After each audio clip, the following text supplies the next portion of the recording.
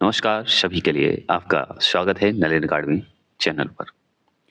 आज हम पढ़ाने जो जा रहे हैं वो है विद्युत धारा, जिसे हम इलेक्ट्रिक करंट भी बोलते हैं और सबसे आसान और यादगार हम तरीके से कोशिश करेंगे कि आपको हो।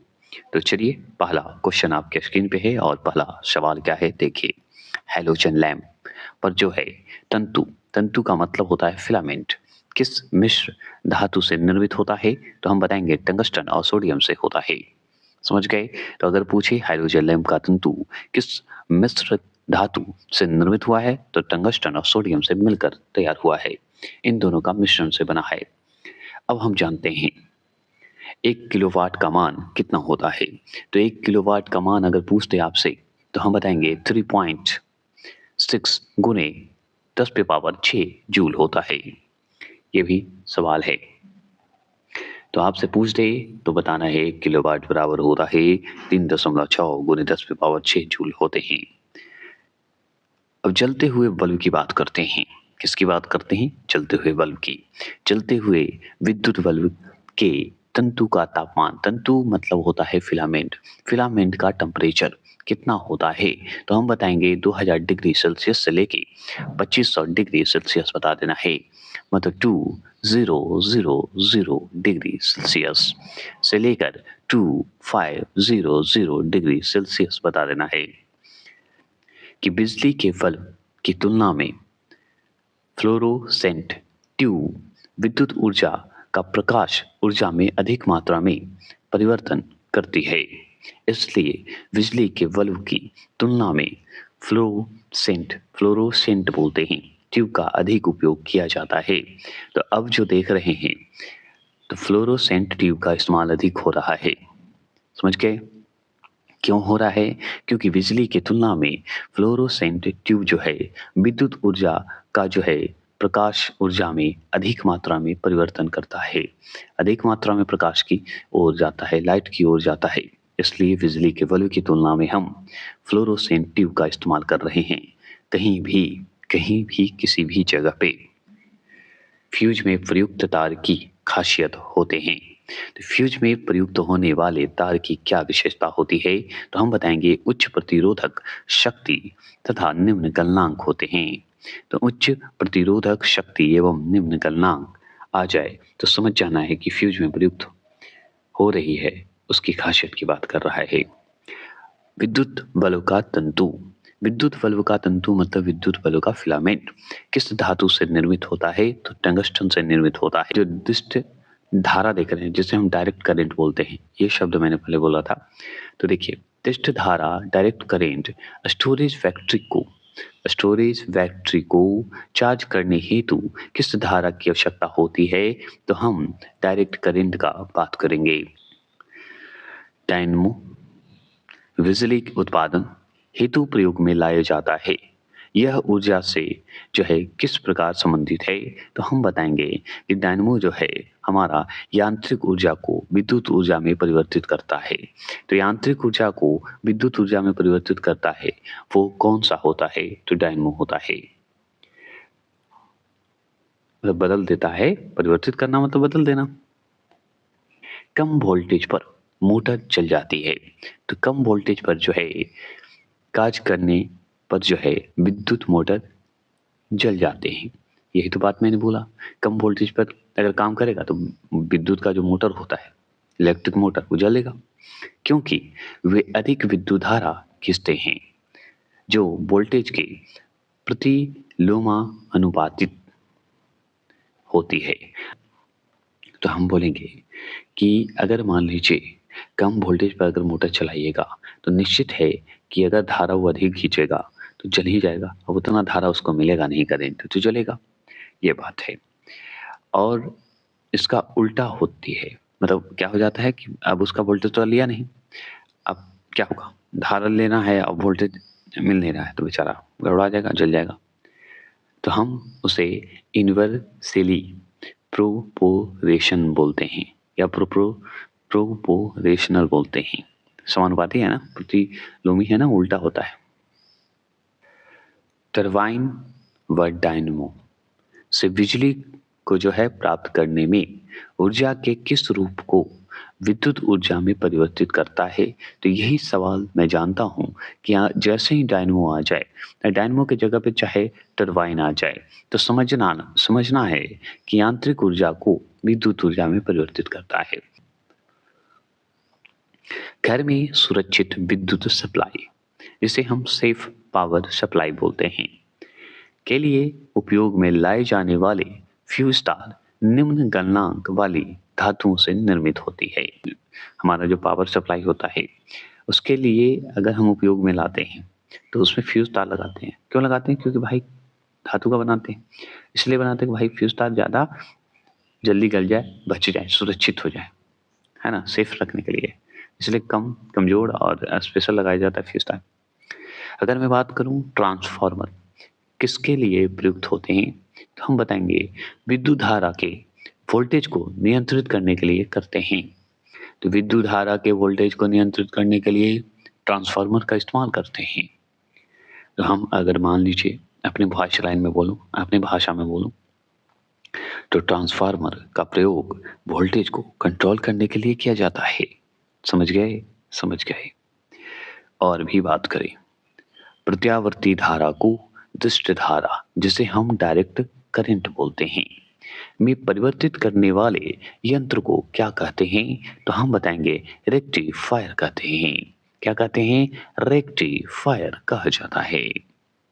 कोई दिक्कत? तो आपसे पूछेगा कि रेक्टिफायर क्या है, तो वह यंत्र है जो प्रत्यावर्ती धारा मतलब एसी, प्रत्यावर्ती धारा को एसी को सीधे डीसी मतलब डायरेक्ट, है ना, डायरेक्ट करंट में परिवर्तित कर देता है।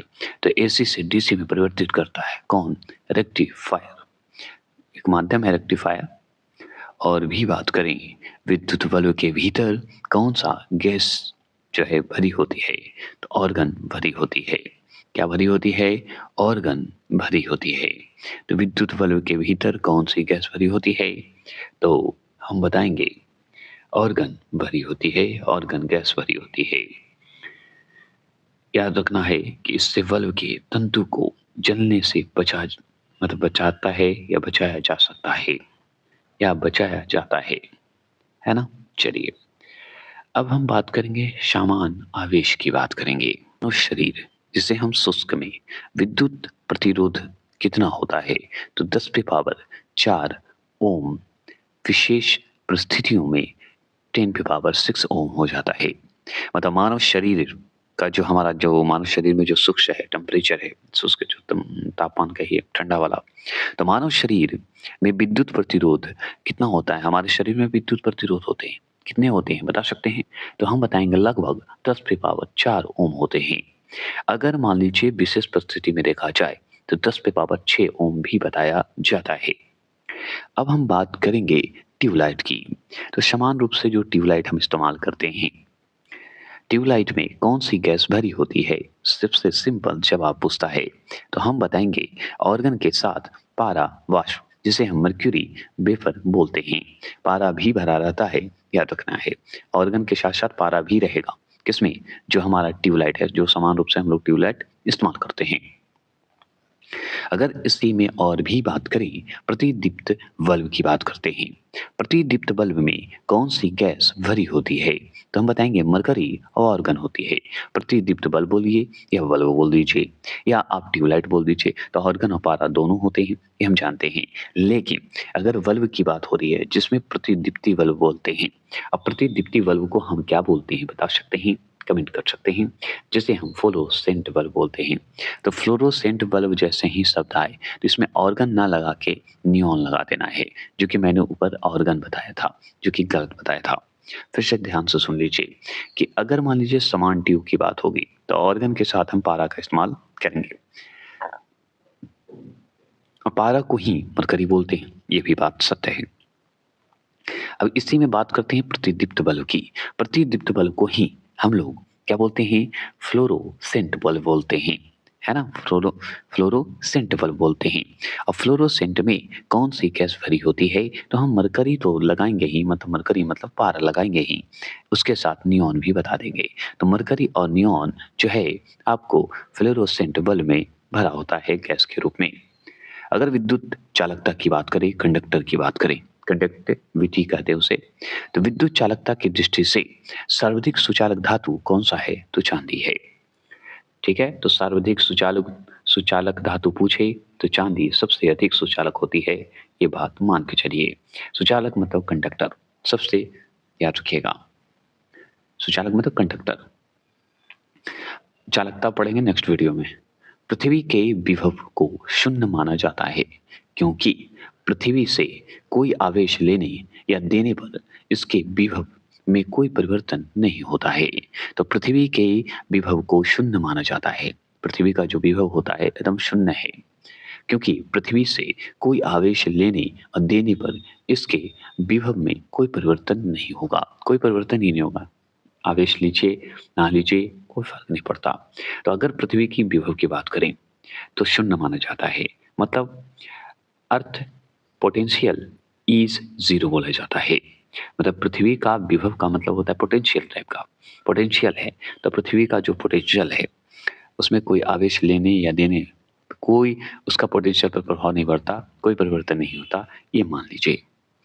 अब आर प्रतिरोध की बात करते हैं।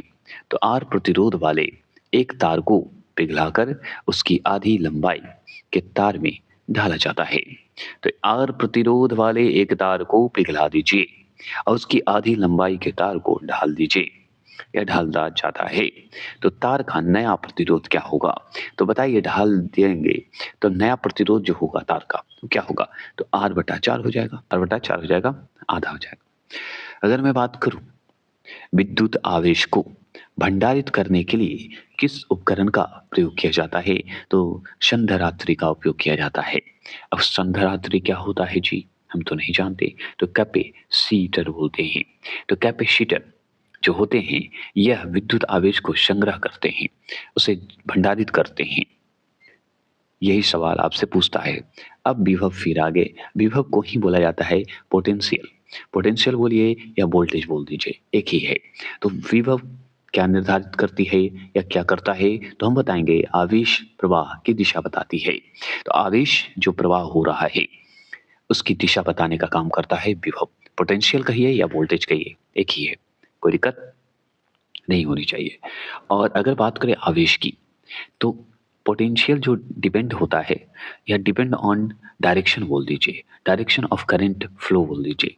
आवेश प्रवाह मतलब जो हमारा डायरेक्शन होते हैं, दिशा जो होते हैं वो करंट फ्लो करते हैं, आवेश प्रवाह करते हैं। यही बात तो है, यहाँ पे याद रखिएगा। तो निर्धारित किस पे करेगा? विभव। विभव क्या है? एक आवेश को दिशा देता है, डायरेक्शन देता है।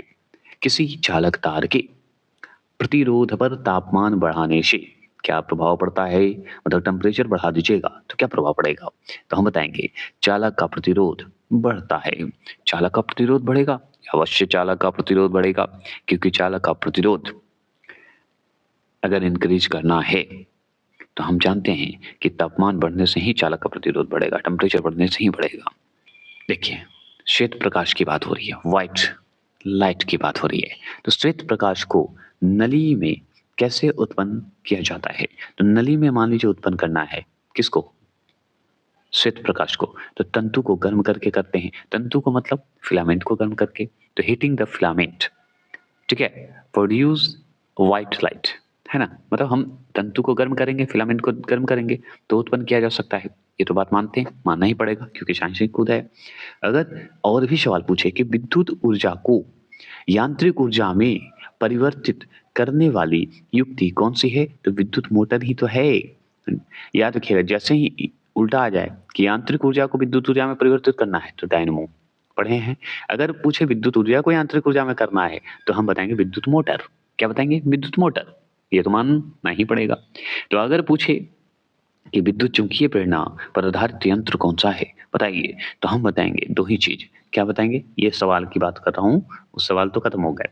विद्युत चुंबकीय प्रेरणा पर आधारित युक्ति के दो उदाहरण कौन से हैं? तो डायनमो है और हमारा विद्युत मोटर, दोनों है। जैसे देखिए, विद्युत ऊर्जा को यांत्रिक ऊर्जा में परिवर्तित किया तो क्या हुआ? विद्युत मोटर। यांत्रिक ऊर्जा को विद्युत ऊर्जा में परिवर्तित करेंगे तो क्या होगा? डायनमो। यही ना पढ़े थे। तो उसी तरह विद्युत चुम्बकीय अगर प्रेरणा पूछे तो विद्युत से ही संबंधित है। तो डायनमो वाले इलेक्ट्रिक मोटर बोल दीजिए, विद्युत मोटर बोल दीजिए, दोनों एग्जाम्पल उदाहरण हैं। अगर इसी में और भी बात करें, प्रत्यावर्ती धारा की बात करते हैं, जिसे हम एसी बोलते हैं शॉर्ट में। प्रत्यावर्ती धारा एवं विभवांतर को मापने के लिए क्रमशः अमीटर और वोल्टमीटर का प्रयोग किया जाता है। तो अमीटर का और वोल्टमीटर का इस्तेमाल हम लोग करते हैं किसको? प्रत्यावर्ती मतलब एसी एवं विभवांतर को मापने के लिए। ठीक है। अगर मान लीजिए इसी में सवाल आप पूछे कि अति चालक का प्रतिरोध कितना होता है, तो लगभग 0 होता है। तड़ित चालक जिसे हम लाइटिंग कंडक्टर बोलते हैं, बनाने के लिए किस धातु का प्रयोग किया जाता है? तो तांबा का प्रयोग करते हैं। तो तड़ित चालक का इस्तेमाल हम अगर करेंगे तो तांबा का इस्तेमाल करेंगे। तो चलिए ये हो गए समाप्त।